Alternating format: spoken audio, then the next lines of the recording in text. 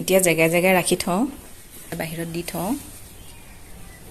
এইটো বহুত বেছি ডাঙৰ হৈ গ'ল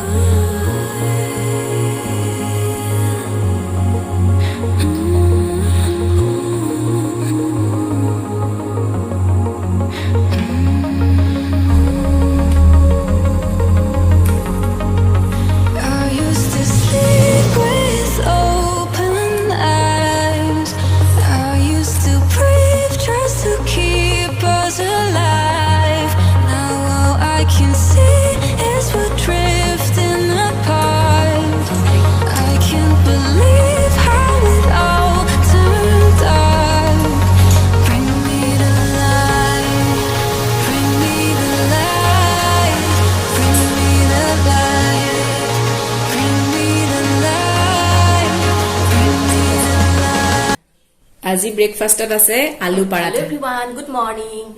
কি খবৰ আপোনালোকৰ আশা কৰিছো সকলো ভালে কুশলে আছে আৰু আমাৰো ভালে আজি সানডে আৰু আজি বনালো ব্ৰেকফাষ্টত আলু পৰাঠা এয়া মই অকলে অকলে জুতি লৈ আছো আলু পৰাঠা আৰু সস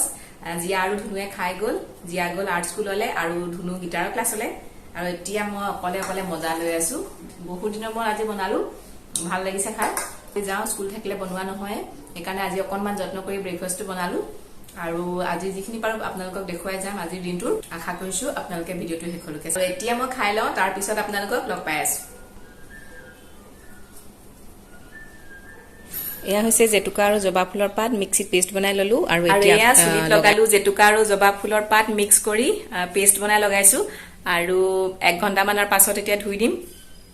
দেওবাৰৰ অকমান স্পেশাল দেওবাৰৰ হেয়াৰ কেয়াৰ আহিলো আৰু এতিয়া ইনডো প্লেন্টছ খিনি অকনমান বাহিৰত ৰাখি থৈছিলো এইখিনি এতিয়া জেগা জেগা আনি থওঁহি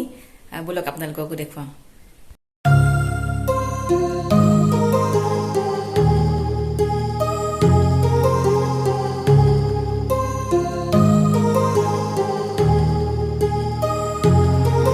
My heart rages around like an ocean in my head because there are so many things that I left unsaid.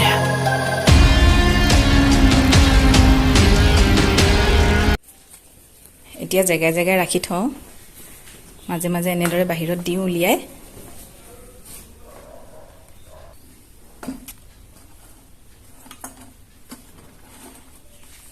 এইটো বহুত বেছি ডাঙৰ হৈ গ'ল আপোনালোকক দেখুৱাইছিলো মই শিৱৰাত্ৰি মেলাত আনিছিলে ফিডল ফিগটো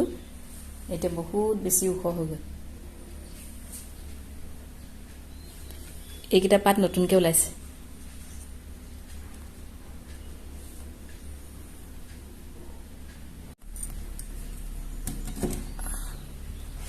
বস সাফা কৰি মেলি এতিয়া জেগাই জেগাই লগাই ৰেডি ড্ৰেছিনাটো ইয়াত ৰাখি দিছো অকনমান চেঞ্জ কৰি ইফাল ইফাল কৰি ৰাখি দিম একেখিনিকে আৰু আজি যেহেতু সানডে সেইকাৰণে সানডে স্পেশাল এটা ৰেচিপি বনাম আৰু লগতে আপোনালোককো দেখুৱাম কেনেদৰে বনাও মই আজি বনাবলৈ লৈছো ছাগলী মাংসৰ ৰেচিপি আৰু অতি সহজতে কেনেদৰেনো মই বনাও ছাগলী মাংস বলক আপোনালোককো দেখুৱাম এয়া ছাগলী মাংস লৈছো খিনি মেৰিনেট কৰিব লাগিব এইফালে ইয়াত লৈছো পিয়াজ লৈছো টুকুৰাকে কাটি পিয়াজ নহৰু এটুকুৰা আদা আৰু বিলাহী এইখিনি পেষ্ট বনাই লম মিক্সিত এয়া মাংসখিনি লৈ লৈছো ইয়াতে দিছো এতিয়া নিমখ 400 গ্ৰাম আছে মাংস ইয়াত দিছো হালধিৰ গুৰি কাশ্মীৰী ৰেড চিলি পাউডাৰ জিৰা গুৰি দিছো ধনিয়াৰ গুৰি এয়া দিছো গৰম মছলা কেঁচা মিঠাতেল অকনমান 2 চামুচ জোখৰ লগতে পেষ্ট বনাই লৈছিলো মিক্সিত তাৰে দি দিছো 2 চামুচ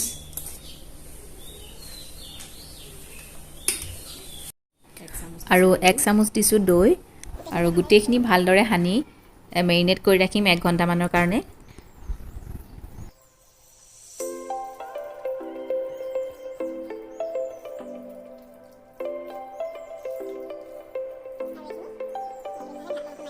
ঢাকন এখন দি ৰাখি থৈছোঁ এতিয়া বাকিখিনি বস্তু ৰেডি কৰি লৈছোঁ আৰু বনাবৰ কাৰণে লৈছোঁ এয়া লৈছোঁ অমিতা আৰু আলু টুকুৰা টুকুৰ কৰি লৈছোঁ এইখিনি অলপ ভাজি ল'ম আগতীয়াকৈ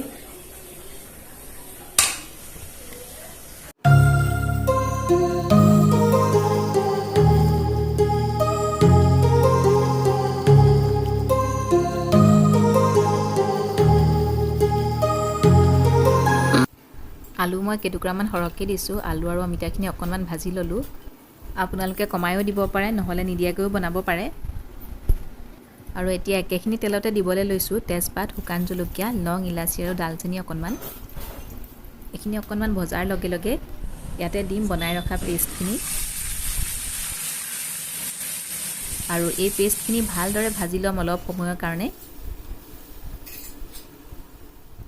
আৰু এইফালে এয়া পেষ্টখিনি ধুনীয়াকৈ ভাজ খাইছে আৰু ইয়াৰ পৰা তেল ওলাবলৈও আৰম্ভ কৰিছে লাহে লাহে আৰু এইখিনি সময়তে ইয়াত দি দিছোঁ মেৰিনেট কৰি ৰখা মাংসখিনি এতিয়া হাই ফ্লেমত অকণমান সময়ৰ কাৰণে ভাজি ল'ম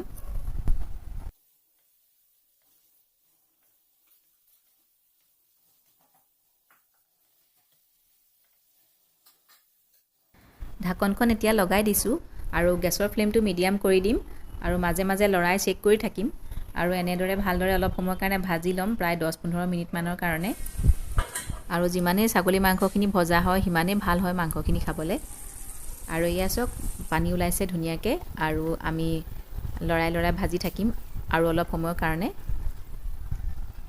আৰু মাংসৰ পৰা পানীখিনি ভালদৰে শুকুৱালৈকে আমি ভাজি থাকিম এয়া এতিয়া আগতে ফ্ৰাই কৰি লোৱা আলু আৰু অমিতাখিনি দি দিছোঁ লগতে মই ধনিয়াও কাটি লৈছোঁ অলপমান পুনৰ ভালদৰে লৰাই মেলি ঢাকনখন লগাই দিছোঁ অকণমান সময়ৰ কাৰণে এয়া ভালদৰে ভাজ খালে এতিয়া ইয়াতে পানী দিব লাগিব গৰম পানী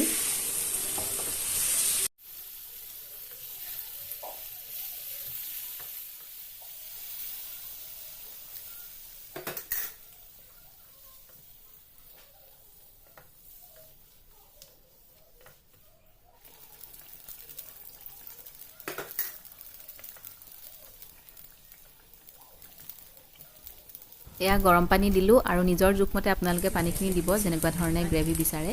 আৰু লগতে দিছোঁ কাটি লোৱা ধনিয়া পাতকেইটা আৰু লগতে এটা জলকীয়া ফালি দিছোঁ আৰু নিমখটো টেষ্ট কৰি চাইছোঁ ঠিকে আছে অলপ নিমখ দি দিছোঁ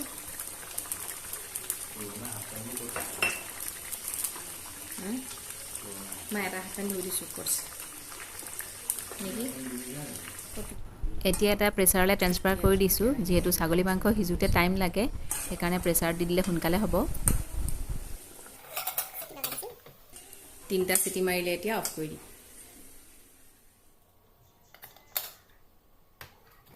আৰু প্ৰেছাৰটো খুলি এতিয়া আপোনালোকক দেখুৱাইছোঁ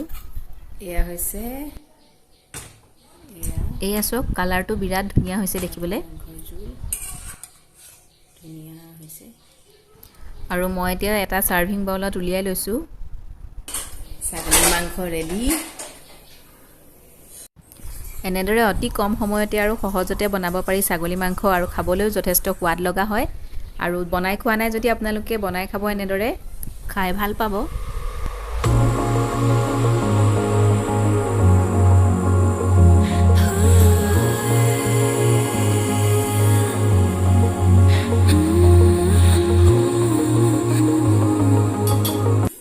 আৰু আজিৰ ভিডিঅ'টো চাই আপোনালোকে কেনেকুৱা পালে কমেণ্ট কৰি জনাব আৰু লগতে যদি ভাল লাগিলে তেতিয়াহ'লে এটা লাইক কৰি দিব আৰু নতুন ভিউৱাৰসকলে মোৰ চেনেলটো ছাবস্ক্ৰাইব কৰি কাষতে থকা বেল বাটনটো প্ৰেছ কৰি অল কৰি দিব তেতিয়া মোৰ আহিব লগা সকলোবোৰ ভিডিঅ'ৰ নটিফিকেশ্যন আপোনালোকে আগতীয়াকৈ পাব পুনৰ লগ পাম আকৌ এটা নতুন ভিডিঅ' বা ব্লগৰ সৈতে আজিলৈ বাই বাই